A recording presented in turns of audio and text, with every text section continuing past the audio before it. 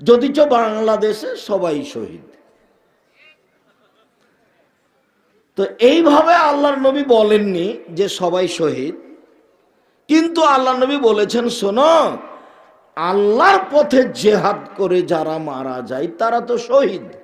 এছাড়াও আরো 7 শ্রেণীর মানুষ আছে। এক, আত্মাউনু শহীদুন, 1 নম্বরে কলেরায় মারা যায় যে সে হলো শহীদ। 2, অলমাবতুনু শহীদুন, পেট ব্যথায় মারা যায় যে সে শহীদ। অজাতুল জাম্বে শহীদুন,